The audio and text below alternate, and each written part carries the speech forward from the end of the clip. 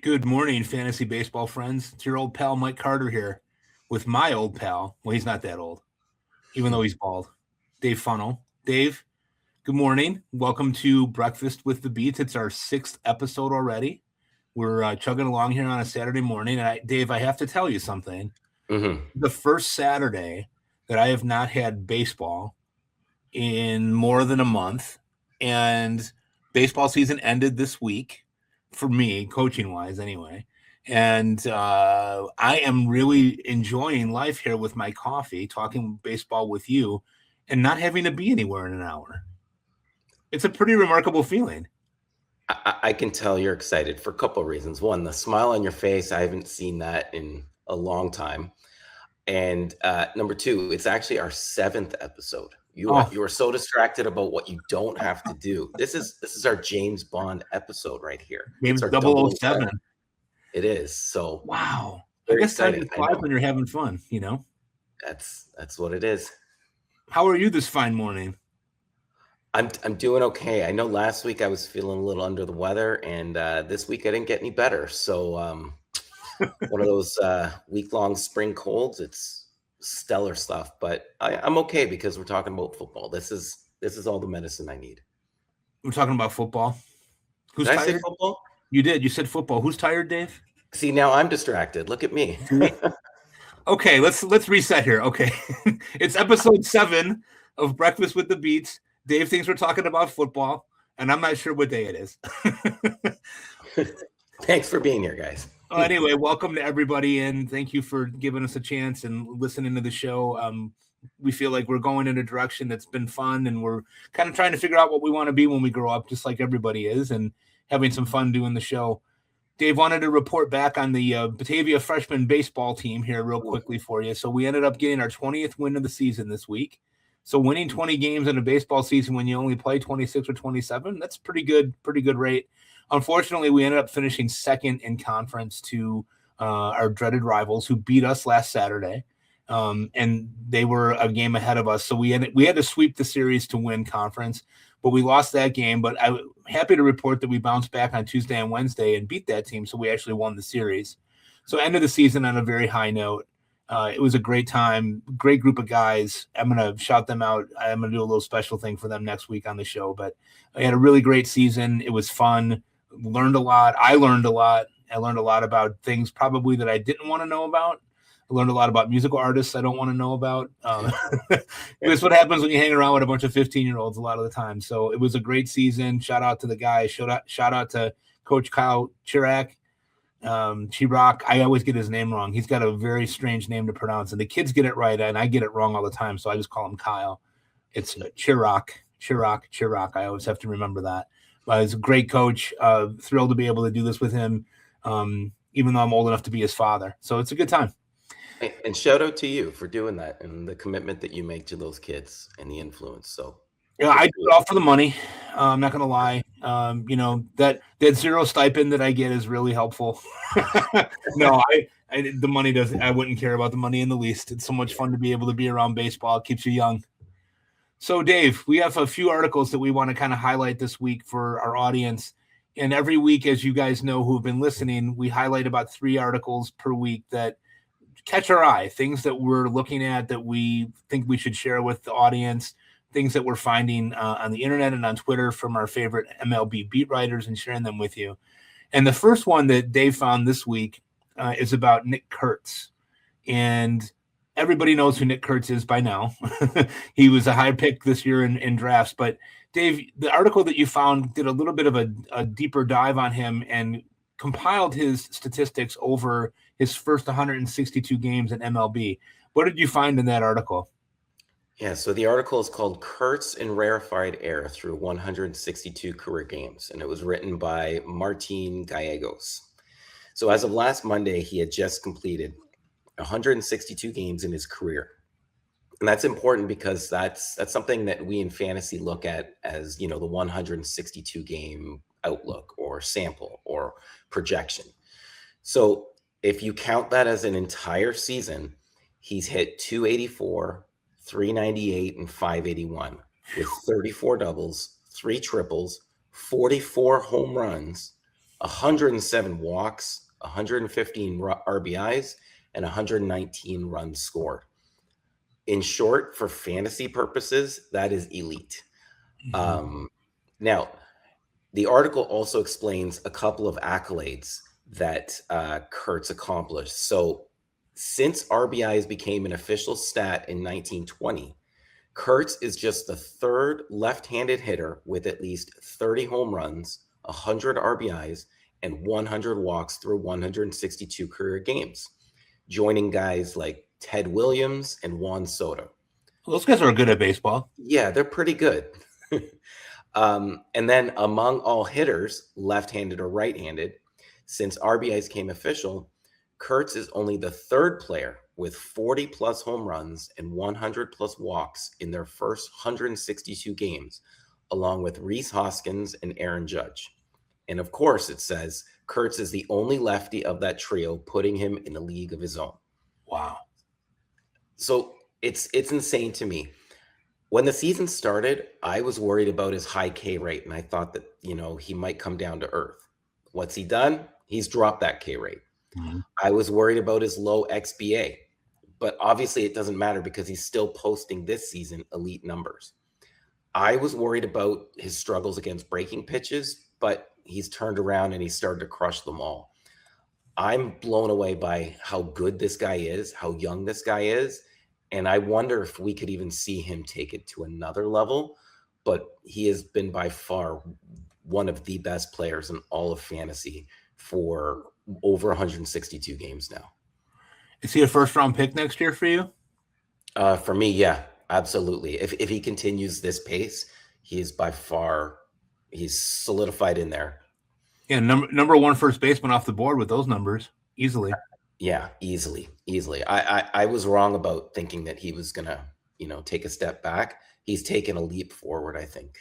Let me ask you a follow-up question to that. So you mentioned a couple of good left-handed hitters there, Ted Williams and Juan Soto. If you were in a draft and you had like the 8th pick, would you take Kurtz or would you take Soto if they were both available to you? Oh, honestly, I think I might actually take Soto simply because first base right now looks really, really deep. Yeah. So I might think I could wait on first base if I'm picking between those two. But I really do like Kurtz. Me taking Soto is no slight on Kurtz. Right. I mean, you're getting 4 category production, and he's not a 0 in steals either. Yeah. He had 2 steals last year, and he's got 6 already this year. So that could be a new level unlocked there for him as well. Yeah. What would you do? Would you take? Well, whatever I do would be wrong. Because I am the kiss of death to a baseball player when I draft him in my fantasy teams, Dave. We've been through this a million times. So whatever I do, folks, do the opposite of. I was thinking about it from the standpoint of, what a build around Kurtz would look like if you started there, because first base this year for me ended up sort of being a black hole so far. I've got a lot of Jake Berger. I got a lot of Vinnie Pasquantino, who I know we'll talk about later on. I don't know what I would do there. I've tried to, in the last year or so, learn from past mistakes, but it seems like whatever I do, it seems a little bit snake bit right now. Like, I started 2 teams with Skubal. Oops. Although it looks like he'll be back sooner than later, which is great. Still, maybe wasn't the best thought process, but I have to really, really think about that. Because what I end up doing a lot of times is I'll have my process that I go through in the wintertime where I, think I know what I want to do. And then like 2 or 3 weeks before I can be swayed. So it's something I have to really work on as I get through winter here. But Kurtz is a monster. I don't think that you could go wrong either way, building your team around either one of those types of guys. Yeah. Next one, Dave. We talked about this guy several times in our group chat. I was a big drafter of Stephen Kwan this year as a 4th outfielder in a lot of places. I thought that was a nice batting average floor, get some stolen bases, even if I wasn't going to get a lot of home runs. And it's really not worked out very well for me this year. But maybe there's reason for hope here. You found an article by Tim Stebbins this week where he talked about Kwan trying to get back to some basics. So the article is called "He's Back to Being Him." Kwan at center of action despite drop in lineup. So the article talks about how he's always been a solid defender, but this season it feels like he's trying to do a little bit too much. So what the Guardians did was they dropped him down in the lineup, and manager Stephen Vogt said that he's back to being himself, just looking for quality at bats. He wanted him to be more aggressive with his swings, but only when the pitches came to him. So essentially, he was reaching for pitches. He was doing things out of his comfort zone. He's also worked on his mechanics so that he's not trying to force anything. And it's been a tough start to the season. He's got a 199 batting average as we're recording with a 223 XBA. Oof. It's also a career high K rate. Now, for some, this would be stellar, but a career high K rate of 11.3%. But it's also a career walk rate of 15.1%. And he's pulling most of the balls in his career at 31.8%. And he's also going the opposite way. But to me, the biggest thing here was it's his highest weak contact at 9.1%. So if he's trying to force things, it just feels like he's not swinging at the right times, not at the right pitches, and he's just trying to force the issue. And as such, he's just missing on some of these pitches. So if he can just be a little bit more patient in the sense of waiting for that pitch, I think he can turn it around. But I also know that he's struggled the last two halves of the season. Mm-hmm. And he kind of needs to avoid that not happening again so that this isn't a completely lost season. So as optimistic as Tim Stebbins was in this article, I'm still going to hold off on buying him unless it's absolutely dirt cheap. Yeah. I always worry about guys that are so slight of build like he is, that he's played so much, he never sits. And when you look at what he's doing, 199, 1 home run, 2 stolen bases, it's just been really bad. And in my Glarf group chat, I had posted the question last week if it was safe to drop him. And there are several, Guardians fans in that group chat, and they were like, yeah, it's safe to drop him. What ended up happening, though, was I was trying to get Ewing and Bolte and guys like that to invigorate my outfield spots. And I ended up replacing a couple of other guys, and my bids for dropping Kwan did not go through in Fab. Mm-hmm. So I ended up with him for another week. I really like the player, and I really hope that he can kind of turn it around. But the StatCast is dismal, to your point. It's hard to know how that's going to work out. But if you look at what he's done in his career, he's always put up decent numbers. And I think that that's something that he can get back to if he reconnects to his purpose. Maybe batting lower in the order. I think he was batting 7th last night.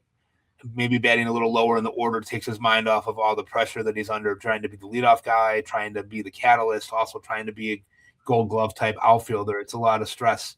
So I'm hopeful that he'll kind of bounce back, but I don't know how much longer I'm going to be able to give him. Yeah, because in the past, he's at least held you steady at batting average and offered some power and decent speed. But right now, like he's hitting 199. That's getting you absolutely nowhere. And even when he's on base, he's not even running. So I don't know if there's something going on that we don't know about, but hopefully he can get back to what he was doing before and maybe have a better second half of the season. Yeah, it's funny. Even though I'm a White Sox fan and I obviously root for the White Sox more than I root for anyone else, I hate seeing guys that are really good players struggle in any division, any team. I really like Kwan. I like the type of guy that he is and the type of player that he is. I hope he can bounce back there. I think he can too. You look at the tea leaves here a little bit. He's going to keep playing. They don't really have a lot of options, and they really should not bench him just because of the fact that he's been super good for them over the course of time. But, you're looking at a guy that's got over 2,800 plate appearances, and at the bottom line of it, he's a 276 career hitter. So maybe give him the benefit of the doubt, and as things warm up here a little bit, we'll see how he goes. We'll be watching for sure.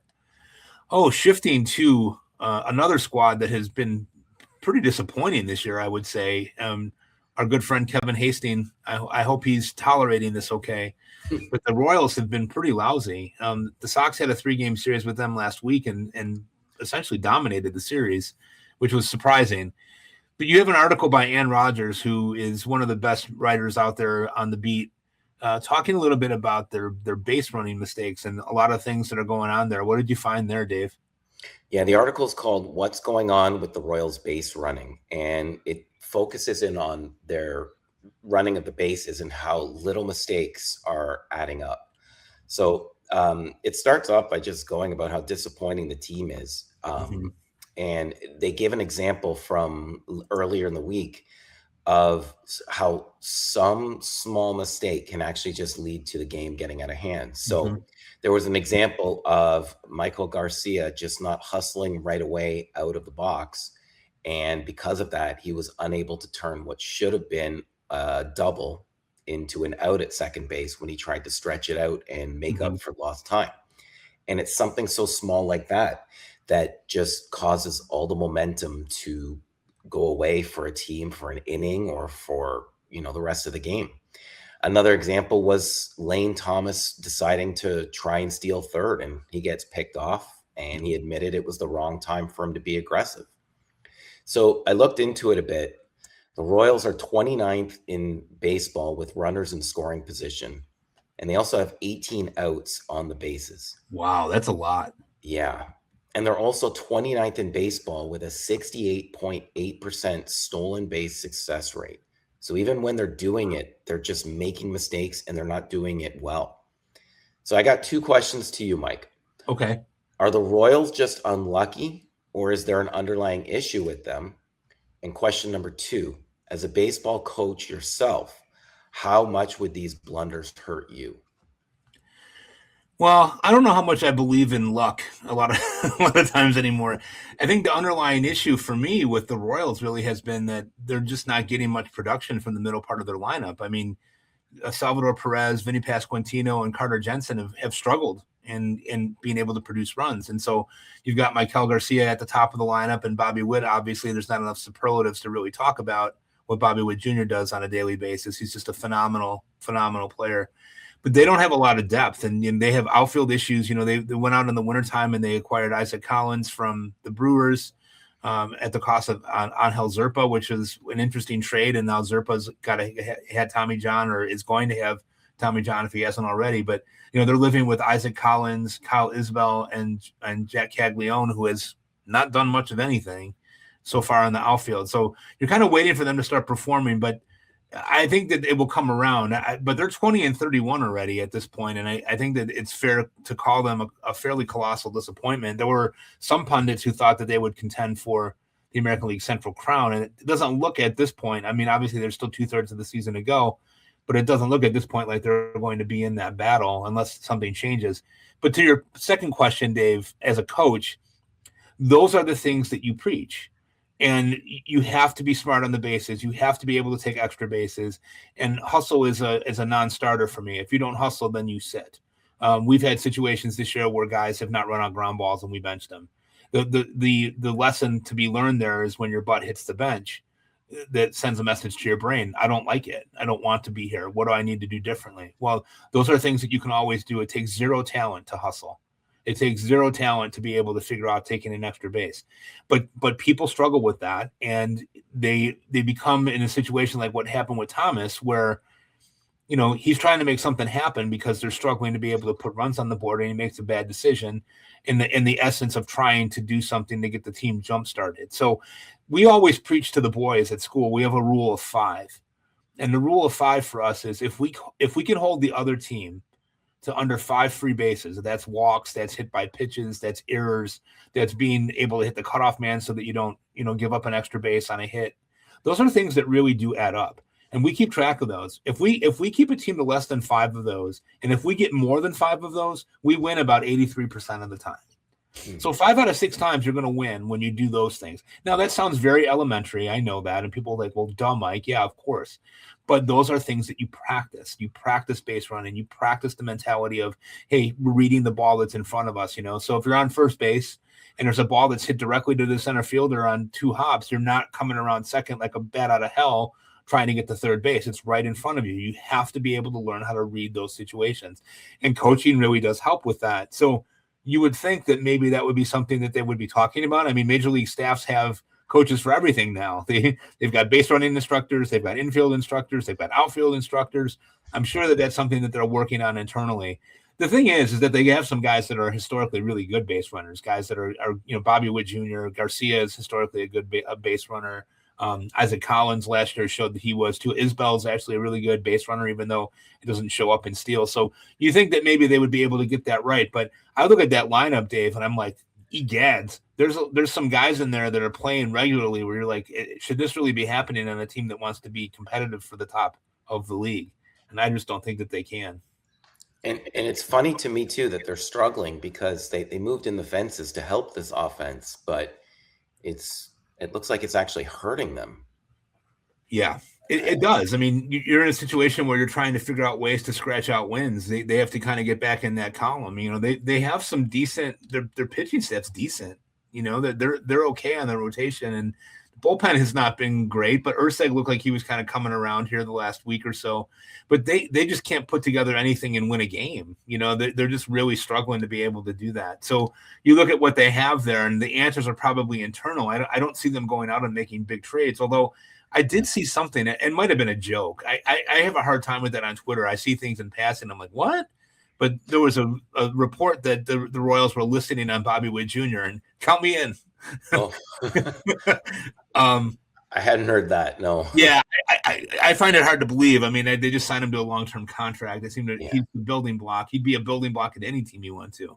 He's just a superlative talent. The guy's just remarkable. But maybe we're not talking about him right now, are we? Pardon me? Go ahead. I'm sorry.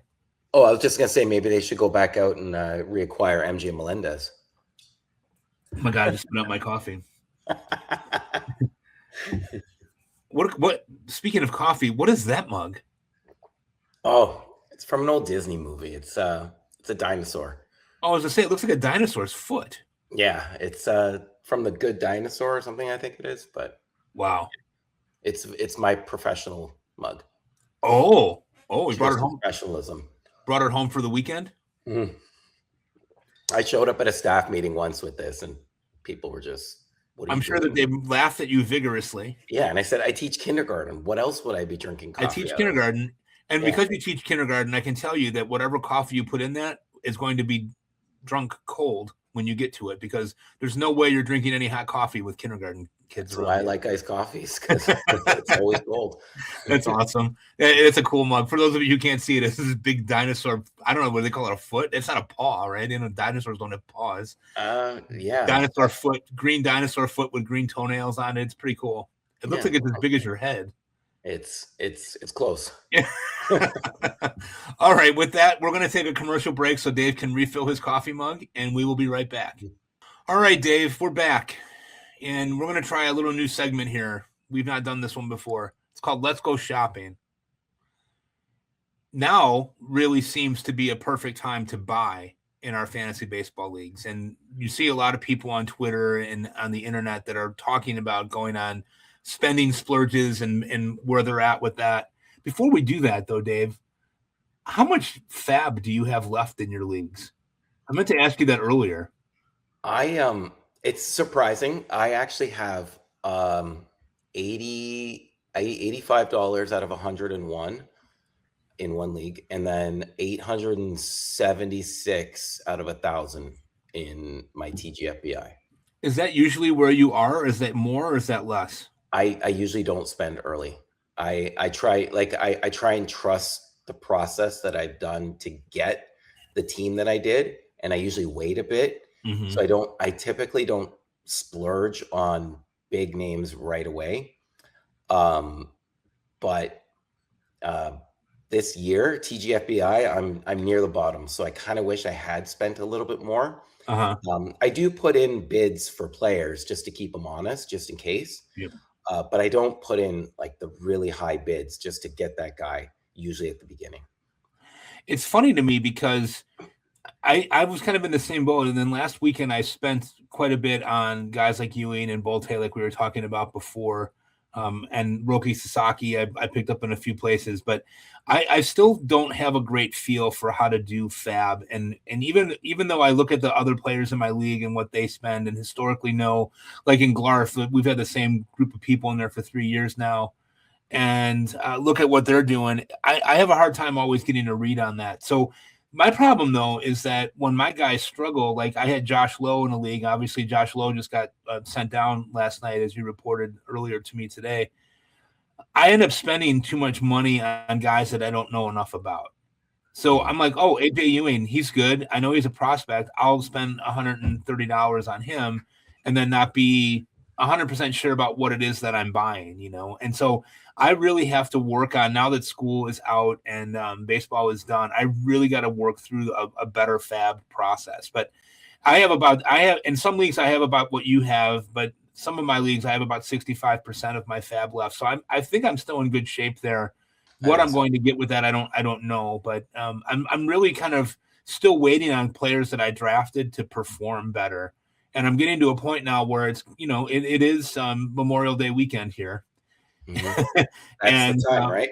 Yeah. And this is the time to kind of tie back into what we were talking about with buying. This is the time to really take that stock of where you're at and see what it is that you think that you're going to need. And so, Dave, we're going to have 3 categories here. So we're going to have the full price bin, which is going to be players with preseason questions that we're now buying at full price, you know, no matter what, the guys that we really want to be in on. We're going to go in the on sale bin later and look at those guys. And those are going to be players that are discounted, but only for a limited time. So this is a good buy low opportunity potentially. And then we're going to go to the clearance section, which is my all-time favorite place to shop. Players that are heavily discounted right now, but worth buying because they're worth pennies on the dollars for now. And what we refer to as good baseball players playing bad baseball. So let's jump right in. So, Dave, the full price bin, we listed 6 different players, and I'm going to read these names to you. What I want you to do is I want you to pick one, and I'll pick one from the list, about who you're going to buy full price. And here are the players. No particular order. Jordan Walker, Mike Trout, Colson Montgomery, yay, Drake Baldwin, Brice Turang, and Otto Lopez. So when I say we're buying at full price, these are all players right now that are in the top 30 players on Fangraphs value right now, for those of you who want to look at that. So once again, Jordan Walker, Mike Trout, Colson Montgomery, Drake Baldwin, Brice Turang, and Otto Lopez. Who are you going with here? Of those 6, and again, these are players that are in the top 30 of Fangraphs dollar value so far. I picked Drake Baldwin. Even though he's injured right now, I love everything that he's been doing this year. And every time I look at a box score, he's been hitting and getting on base. He's been nothing short of outstanding. So far, he's got 13 home runs, a 20.1% K rate, and 11.1% walk rate. And the best part about him is that he's adjusting to pitchers. He's been working on getting better at his weaknesses, and he's getting ready and enhancing his strengths. The biggest thing that I've seen out of him so far is versus left-handed pitchers. He's got a 342 batting average, 7 home runs, and a 1.086 OPS. Wow. He's been one of the best catchers in baseball, and you could make an argument he's been one of the better hitters as well. Assuming he's healthy and assuming he can come back quickly and continue on this tear, I am buying. I don't care what the price is right now. If I need a catcher, I will go out and get him. I will trade for him. What could be kind of an interesting piece for him is with this oblique injury, you might run into an owner who really is fed up and wants to move on or feels like they have to replace him, and you could get him maybe a little cheaper. Yeah, you might be able to. It might be one of those things where you're not buying this product new, but it's one of those gently used items.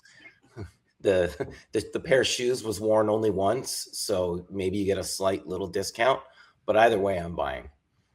He's a terrific player. I'm really glad last winter he was a guy that you were very high on as well when we were talking about catchers, and you had spoken very highly of him. And I did a little deeper dive on him, and I was like, this guy could be like the number 1 catcher in the game for fantasy purposes. Yeah. And you looked at what Cal Raleigh did and what Cal Raleigh's doing right now. I know he's hurt, and you hope that he bounced back, but Baldwin is making a pretty solid case to be that number 1 catcher right now. For me on this list, probably not a surprise to you, I'm not going to go with Colson Montgomery, which would be a total homer pick here, although he's playing really good baseball right now. But the guy that I really like on this list is Brice Turang. And I've always liked Brice Turang. I saw Brice Turang play quite a bit when he was in low A ball and when the Kane County Cougars had their affiliated team with the Diamondbacks. I saw him play, and I always thought he was special, even though he wasn't really hitting very much at that time. There was just something about the way he went about his business and the way that you saw him move his hands when he was swinging that you knew that he would be able to figure it out at some point. And I would say that he has figured it out. He's hitting second atop the Milwaukee Brewers lineup there. StatCast page is all in red. He's hitting 290 with 7 home runs and 9 stolen bases. It looks like the power is real. There was some question going into the season about his home run ability. He had 18 home runs last year, and there was some question as to whether or not he was selling out for power. But he also hit 288 last year, which was a career high by 34 points. So I think you're looking at a young guy who's only 26. He's coming into his time. He's a number 1 pick, high pedigree. Dad played in the major leagues. This is a really good player, and the Brewers need him on defense. He's a terrific second baseman. Some say he's maybe the best in the National League. Nico Horner is up there too, obviously, with that we know. But Turang is a guy that I would buy full price on, especially considering how bad my second base play has been, Dave. Oh my word. I have Otto Lopez in a few places, and he's been good, but I started off with Brandon Lau, who's cooled off considerably. Although he did hit a home run, I think, last night or maybe Thursday night. But I've had a lot of trouble at second base, and I'm cycling through the Brandon Laus. The Bryson Stott is looking like he's kind of coming back to life here a little bit, but I've really struggled there. I kind of wish now that I had done a reversal on my trend, which was, I'll just wait on second base because there's a lot of guys that I like towards the end. Turang is making a good case to say, hey, maybe he's the top second baseman off the board. And he's been really consistent too all season, just like actually this whole Brewers lineup. It's a really tough lineup to get outs on, and they're persistent. They just get on base. They find ways to make contact and stay alive in the count. And Turang's a big part of that. And yeah, waiting on second base, just like with any position, you've got to be able to withstand the ups and downs because, they're at that price for a reason. But with a position as, thin as second base was during draft, I can see why there might be some, not pushback, hesitancy or how, feeling of resentment that you kind of missed out. But it's a tough position, but Turang's been near the top of that all year. Well, it's like we always talk about, you have to kind of pick your poison, right? You're going to be short on something. Where are you going to try to make ends meet? And that was a misplay on my part so far this year. Hopefully that will come around. Total side note, I am wearing a Milwaukee Brewers hat today. Yes, you are. The Brewers are Jack, my son, and I. The Brewers are our National League team, and I was looking at their Fangraphs page the other day, Dave. Do you realize that their current rotation is Mizorowski, Kyle Harrison, Logan Henderson, Robert Gosser, and Brandon Sproat? All of those guys are 27 or younger. They've completely rebuilt their rotation on the fly, and those are all guys that have pretty high pedigree and are looking pretty good. And that lineup, I mean, I know the Cubs are on top there right now, but they're really struggling since the PCA debacle in Sox Park last week. The rate, I should say, the rate field. But the Brewers are not going to go away, are they? They are a really, really good baseball team. They're super pesky, and they play like their manager Murphy wants. And that's what I love about them is that they're pesky. They put the bat on the ball. They move runners over. They steal bases. They do the extra things. They are a really fun team to watch. If you don't have the MLB package, boy, they're a really fun team to watch if you get a chance to look at them. So you picked in this group, you picked Drake Baldwin. I picked Brice Turang. Let's shift over to the on-sale bin, in which case we have 6 starting pitchers. Some are going to be names that you are going to cringe. I just because I've known you forever. I know that you're going to see this and be like, ooh. The on-sale bin for pitching, Logan Gilbert. Should I just stop there? No, I'm kidding. Logan Gilbert, Framber Valdez, Garrett Crochet, Yuri Perez, Roki Sasaki, and Cole Reagans. That's a tough group. Those are all guys that have underperformed, I think would be a nice way to put it. Who there, Dave, would you have your eye on for trying to buy on the on-sale bin? Let me first say that I'm in on 5 of these 5 of these players. So if I had to narrow it down to one, for me, it's Logan Gilbert, simply because he's got such a long track record of success. And this year, his fastball is still the same velocity, which is great. The problem is that he's introduced a cutter that's just simply not working. He's got a 375 batting average with it and a 248 XBA, but he's starting to slowly, have that wither away, and he's not really throwing it as much as he usually does. He's got 3 pitches with at least a 33% whiff rate. And he's one of those guys that I like to see when you see a high ERA but low whip, it kind of shows that he's been a little bit unlucky. And it's still a really low walk rate. Now, the buying window might have closed a little bit after last night where he pitched pretty well.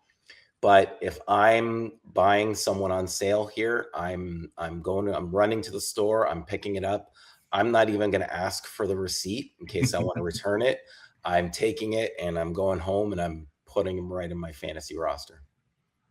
Yeah, so that's interesting what you mentioned about the cutter that wasn't working. So he threw it 8 times last night, according to the StatCast data, 7 of those to lefties. So he's clearly looking for something else that he can use against left-handed pitching, right? Or batters, I should say. I apologize.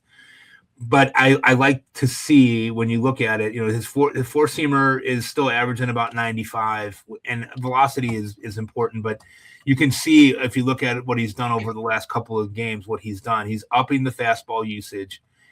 He's decreased the split finger a little bit, and kind of mixing in the curveball a little bit less too. But that cutter, it's not really worked well for him so far. And last night it did. It worked okay for him, but it's obviously a small sample size. I think what goes unsaid with a lot of guys like Gilbert is you have a guy that is always constantly tinkering, who's looking for the next thing, right? So he's got a 5-pitch mix, 6-pitch mix if you include the changeup, which he only throws about 8% of the time. But guys like that are always going to be looking for the next thing to stay ahead of what hitters are doing. And so kudos to him for trying something different, because, it's hard to be able to do that on the fly. And so he will adjust that mix as he goes through. And I really think that if you look at the StatCast, he's looking for something against lefties, when left-handed hitters, and when you look at it. So it is fun to look at it and take a deeper dive into it. But his pedigree is such that, he's going to figure it out. You just hope that he stays healthy. The one thing that's been great about Gilbert that has been kind of quietly unsaid as well is that the last 2 seasons he's made at least 25 starts. And he's made all 11 of his starts this year. So, he's staying healthy. He's got good reason to think that he's going to come through this and be just fine. So I like the choice of Gilbert there. I'm going to go out on a limb here and talk a little bit about Roki Sasaki, because I saw him pitch a couple of weeks ago, and the results weren't great, but I was like, my word, if this guy ever figures it out, he is really going to end up being a monster. And so I picked him up in Fab about 2 weeks ago, because he had an encouraging outing against the Cardinals. It was on TV. He went 6 innings and struck out 4. He gave up 3 runs and a home run. So it wasn't a great, result for him in terms of what happened. He ended up getting the loss, but I thought the stuff looked really good. He then followed that up the next week against the Giants with 5 innings where he struck out 5 and only walked 1, and then followed that up this week with a really good outing against the Los Angeles Angels. Now, let's face facts. You or I could probably get guys on the Angels out for a little bit until they figured out what we were doing, because the Angels lineup is putrid. I don't really know what they're doing. That's a whole show. We could talk about them for an entire show. But he went 7 innings in that game, Dave, only giving up 4 hits, no walks, and 8 strikeouts. So it was really good to see that. So in the month of May, in his 3 starts, again, small sample size, but we have a win and a 3.50 ERA and a 1 whip. And that's what really is catching my eye, because Sasaki is known for giving up home runs, and he's known for his walks. So he had 11 walks in the month of April. He's only given up 3 walks in 3 starts in May. And so I'm becoming hopeful that maybe he's starting to turn the corner. When you watch him pitch, I dare you to watch him pitch and look at him and be like, wow. if this guy can figure out how to locate these pitches and what he's doing, the slider is remarkable. And I know that there's different thoughts about what it is that he's throwing. You know, he's a bit of a StatCast darling because of the fact that nobody seems to really know exactly what it is that he's throwing. You know, is it a splitter? Is it a forkball? What is it actually? And I like that kind of thing, because if they can't determine what it is, then how are hitters going to determine how to hit it? They're going to have a hard time figuring out how to attack it. And I think that the Dodgers' slow play of Sasaki, you know, he only started 8 games last year. He's made 8 starts this year already. The peripherals are not great, but if you look at what he's done over the course of the last month, there's some really good things happening there potentially if he can cut that walk rate. Eliminating base runners, he doesn't give up a lot of hits. If he can cut that walk rate even further, that would be really great to see. The one thing that is kind of interesting about him too, though, when you look at it, is you would expect a higher K percentage. He's only got a 21.5% K percentage. But with the pitching injuries that I've incurred and the pitching ineffectiveness that I've incurred on many of my staffs, I'm taking a welcome shot on Sasaki and hoping that he can continue to get good results with what he's doing. What do you think about Sasaki? I like where you're going with this. I think there's a good sale on him right now, because you'll get somebody looking at his overall numbers. He's got an ERA over 5 and a 1.45 whip. They might be selling at a heavy discount just to get him off. They might be thinking that, oh, he had a good game, maybe I'll sell and see what I can get. The problem with him is that it's just his fastball is so ineffective. Yeah. It's like a 342 batting average against. But he is throwing it less and less over these games, which is hopefully a welcome sign, because his 3 other pitches are all hovering around 200 batting average against. And, you know, 2 of them have a whiff percentage of over 40%. So maybe if he can transition into, you know, throwing that fastball less or somehow making it more effective, I think there is a chance here for some upside. And I like that last year he transitioned into a reliever and looked dominant there. He was able to adapt to what the Dodgers wanted him to do. And I hope that can transition to this season as well. Despite having that, you know, those numbers, the 5 ERA and the high whip, I'm encouraged by what I'm seeing. And I think, like you said, I think there's a chance here for some value. So I'd be buying him as well. Well, it's interesting to note that in the beginning of the season, if you look at his chart, you know, he's obviously a fastball dominant type of guy with the velocity that he has, but he started throwing the fastball. The last start, he threw it the least that he's thrown it since his last start in April, but he's throwing the slider more. And I think that that's really a key thing for him, because if guys are just sitting fastball on him, he's got to be able to have something else that he can rely on there. So he's throwing the slider more. He's throwing the split finger, you know, or fork. Split finger and forkball are pretty similar, folks. And StatCast doesn't seem to be able to make the delineation between the two. So he wasn't throwing a forkball at all until May 2nd, according to StatCast. And so now he's got that in the repertoire as well. Notice I said repertoire. Shout out to Chris Torres for teaching me the right way to say the word and making fun of me saying repertoire all these years, because I'm a weirdo. Doesn't make any sense. But I really do like Sasaki, and I do hope that he's kind of, you know, getting to that next level here and being able to go for it. Interesting side note on him as well. I think sometimes guys, when they're really hyped, and I feel like they've been around forever. You know, he's 24. Really? When I was 24, I was not pitching the major league levels. I was trying to figure out what day of the week it was and where I needed to go, you know, much less trying to pitch in the major leagues. So I think, you know, there's definitely pedigree there. We know what he can be. So hopefully he can continue to do that, because my fantasy livelihood is relying on Roki Sasaki, which is a sentence I never thought that I would say 6 months ago. Yet here we are. It wasn't on your bingo card this year, It right? was not on my 2026 bingo card, Dave. Okay, so then we're going to go into the clearance bin. We're going to shift to that. So the clearance bin, we're looking here at players that we are heavily discounted right now because they've just flat out stunk. And I'm going to ask you about the 6 guys here. These are going to be hitters again. Hold your nose. Take a deep breath. Caleb Durbin, Lawrence Butler, Vinnie Pasquantino, Jackson Merrill, Evan Carter, and Geraldo Perdomo. Dave, who are you going to go with off of that list? It's a tough clearance bin here. And as much as I love Jackson Merrill long term, I'm actually going to go with Vinnie Pasquantino.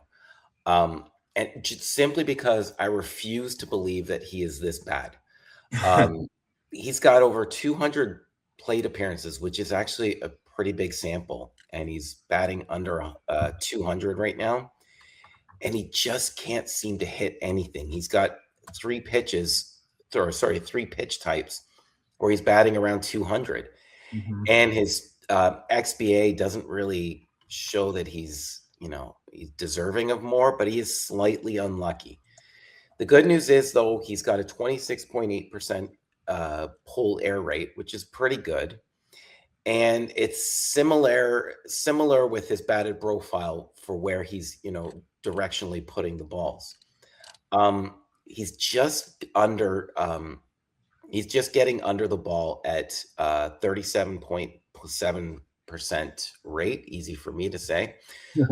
I just wonder, maybe he's hurt, because he does have a track record of injuries here. I think he's worth trading for at clearance price, but he's also somebody that I will make sure I have that receipt for, because I might have to return him to the waiver wire and look elsewhere. But I'm willing to take a shot on him simply because I don't think he's this bad, and we're not even done May yet. Yeah, Pasquantino was a guy that I had a high level of belief in, and I loved where he was going in drafts for me to be able to try to solve my first base problem, and he's really struggled. And first base has been a bit of a black hole for me this year. I don't generally, a trend of mine is I don't usually build any teams around that first base position. So I'm not a, Vlad Guerrero guy in the first or second round turn. I just don't.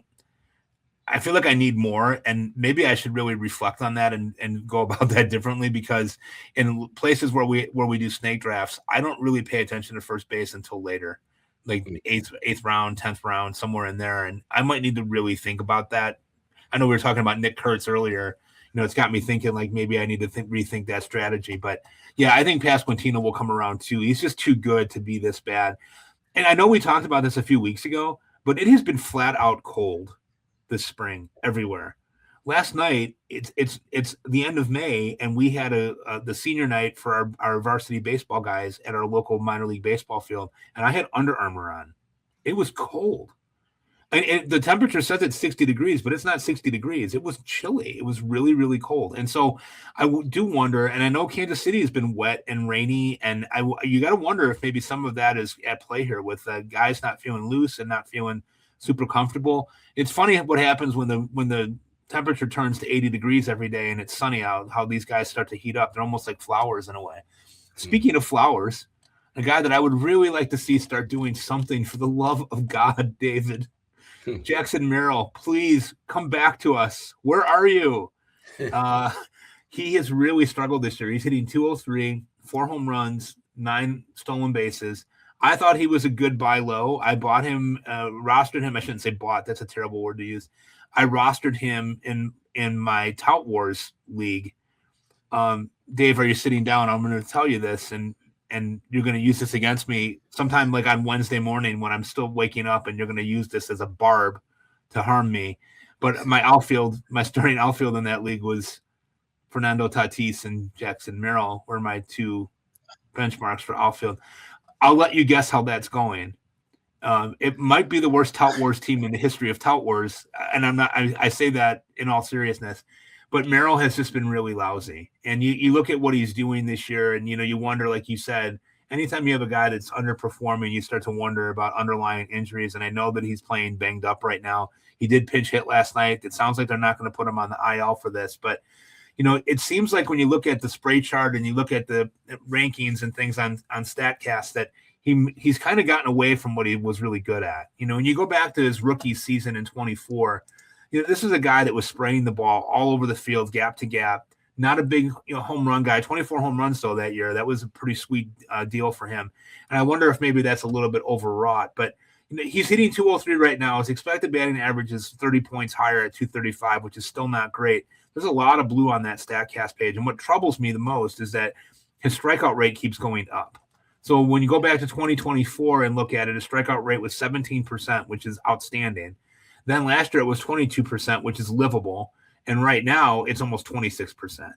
And that has me a little bit concerned. You wonder if there's something going on there, or if it's a crisis of confidence in some way, or if he's just kind of gotten away from doing what he normally does. When you look at his spray chart for 2026, it seems like he's become very pull happy. And I wonder if, maybe getting back to that reset point of going gap to gap like he did in 24 when he was really, really good. And then last year was kind of a lost year just due to injury, although he did come on strong at the end. The ability is there. We know that. Again, this is a 23-year-old guy. He's had a lot of success at the major league level. He's had 1,200 plate appearances already in his career, and he's running into some hard times now. You hope that he can figure it out. Dave, what are you thinking about Merrill? I mean, what are you seeing when you look at him? I see almost like a Stephen Kwan, like we were talking about. Maybe he's just trying too hard to do too much, and it's just not working out. I wonder if maybe he has to do some sort of, not necessarily a reset, but just get back to the basics of what got him here and just see if he can just do what he does best and just make some contact, get on base, and see what happens. Like you said, the strikeout rate goes up. That's concerning. The XBA doesn't really support too much unluckiness. And I don't know. Maybe he is having issues, physical issues, because he's had injuries in the past. He's got a decent amount of an injury history that it's not something that you can overlook. He's just not making the adjustments that teams are making to him. He just, other than hitting the fastball, he can't really hit breaking or off-speed pitches. Yeah. And that's an issue that's a red flag. And until he can turn that around, I don't know what the future holds. I don't go against your decision to draft him, though. I would have taken him where he was going. He seemed like a value. Wasn't he well within just under the 100 top overall? Yeah, he went at a pretty good, what I thought was a good price at that point. I think I paid like $14 for him or something in auction, which I thought was, for what I could get, I thought was going to be really good, because that's what you're always trying to do in auction, right? You $260 to play with, but if you get $260 of value, you haven't done it right. I was hoping to be able to get some more of that. And who knows? I mean, there is still 2/3 of the season to go, but that lineup is weird too. San Diego's lineup is weird. They're winning right now. They're in the thick of the hunt somehow, some way. But I don't know, man. I look at that, like Tatis has really struggled. I mean, he's hitting 240. He's got no home runs, not a one. I have as many home runs in MLB as Fernando Tatis does right now, which is bad. Yeah, he's been awful. Machado's been okay. I think he had a good one the other day, but Gavin Sheets is carrying their offense right now. It's kind of crazy. Yeah, it's really weird, like you said. So I don't know. Maybe that's a whole team thing that they need to change. I don't know. I know there's a new manager, so maybe that's it. It's weird too. They've dumped Merrill down to the 6th spot on the order. So now they've had Tatis leading off or hitting second most of the year. He's hitting leadoff right now, but the legendary Miguel Andujar is hitting second. And I'm like, what are we doing here? Like, I just don't. I want Merrill back in the 2 spot, but he's going to have to prove that he can hit back up in the 2 spot, because the 2 spot is where the best hitter in the lineup goes. That's the way that it is now. Yeah. Okay. All right, Dave. So we went through 3 different bins. Hopefully you guys got something out of that we can help you find some of these guys that might be performing at a high level that you might want to get, guys in the mid-range, and then guys that are really just been bad that you might be able to get for pennies on the dollar. I would say to Dave, before we get to the mental health moment, that you helped me this week on a trade in my home league, in which it's a weekly points league that I'm in, and I needed to stabilize my second base position. I have Brandon Lau and Bryson Stott there. I just traded Bryson Stott and Drew Rasmussen. I've got a pretty good pitching staff in that league. That's one league that I actually have a good staff in. I traded Rasmussen and Bryson Stott for Ketel Marte and an injured Ryan Helsley to add to my relief core, where I have Devin Williams and Cade Smith. I don't know if you heard of him. He's pretty good. 19 saves so far this year. Not too bad. So hopefully that will pay off for me. Marte has been hot. I hope he can stay healthy. Yeah, didn't he just have a home run too the other day? Yeah, he hit a bomb last night. And then last night. and it was on my roster. Yay. Perfect Things are looking timing. up. Things are looking up in one league out of 8. Oh my God. The other leagues, it's almost like I let somebody who doesn't know anything about baseball draft. Maybe what I'll do next year is I'll have Katie and Ellie just draft for me, because my gosh, the way that it's gone so far this year, it's been just absolutely taking a toll on my mental health. Yeah, but you wait health. And then they you watch, they just draft random players and then they start winning. Yeah, you'll never hear the end of it. I had a good friend years ago who played fantasy football for the first time. She joined an all female league, and she just drafted based on how the names sounded and what the guys looked like, and she did great. Okay. She's like, "Oh, I took this guy. His name is Christian McCaffrey." I was like, "Yeah, he's pretty good." Yeah. She had also a couple of years before that, she had also taken. She's like, "Do you know Marshawn Lynch?" I was like, "Yes, he's excellent." She's like, "He's strange looking, but he is a really good football player, huh?" And I go, "Yes, he is." So they couldn't do any worse than what I'm doing right now, Dave. So. All right, with that, let's transition to our next ad break, and then we will take our mental health moment when we come back. All right, Dave, we're back, and we're about to wrap up show 7, not show 6, like I said earlier on. Holy cow. Not good, Mike. We found an article this week that we wanted to talk about with the audience to inspire the mental health moment that was about Zach Neto. And it was an article where he talked about how he broke out of his slump. And he talked a little bit in that article about beating himself up for mistakes. Dave, give us a synopsis of that. Yeah, so this one was called How Being Nicer to Himself Paid Off for Neto, and it was by Rhett Bollinger. And the main focus was that, yeah, he was beating up on himself for all of his failures, and it just wasn't working. So this is the quote that he said: "I just focus on what I need to do, and that's not beating myself up every single day, whether the day goes good or bad for me. I'm just very thankful for my teammates to be open ears. If I need to vent, they are there for me, and it's because they know I'll be there for them." Mm-hmm. So it inspired me to ask the question, like, do we do that? Do you beat yourself up on, the mistakes that you make, or are you hard on yourself? Are you too hard on yourself? And when I was thinking about that for me, yeah, there are some days where I am, if, like we're doing a podcast and there's something that, I wish I had said, or maybe I didn't say, I kind of do reflect on that. And I think about, okay, maybe if that opportunity comes next time, I'll change it. But I know over the years, I've grown in the sense where I'm not as hard on myself as I once was. And that's not to say that I don't challenge myself to be better. But I do understand that I don't have to be perfect, or what my standards are to be perfect. Mm-hmm. And B, it's okay to make mistakes, because it's those mistakes that help me learn. So anytime I have a bad day, I'll usually think that, you know what, it's okay. Tomorrow's going to be better. It has to be. And typically, a lot of times, the negativity that I find is happening in my life mm-hmm. comes when I have that mentality of it being negative. It's like that thing. If you think you're sick, you're going to be sick. Mm-hmm. If, you think something's bad, it's going to be bad. So just trying to have that positive outlook and to understand that it's not the end of the world. And luckily, I'm around good people who can help me turn it around if I need them. I find for me that I beat myself up over little mistakes where I lose focus or stop paying attention to something for a minute, and something goes wrong with it. When I make bigger mistakes, I have a tendency to be able to take a step back from that and say, okay, I blew that. And then I try to own it if I make a big mistake, especially at home, right? We can make mistakes. Like we're normal people, we're dads, we're husbands, and sometimes things get left undone, or you forget to do something, for example, the other day, I had to do this dependent verification thing for school for my insurance to make sure that my kids and my wife stayed on my insurance plan. And I had to go through and find the kids' birth certificates. Now, we have a safety deposit box, but our bank is getting rid of safety deposit boxes. And so I had to figure out a way to get to the bank when I don't have a lunch break. I don't get to leave the building during the course of the day at a school. And I have baseball almost every night of the week over the last week. And I had to try to figure out a way to go around that.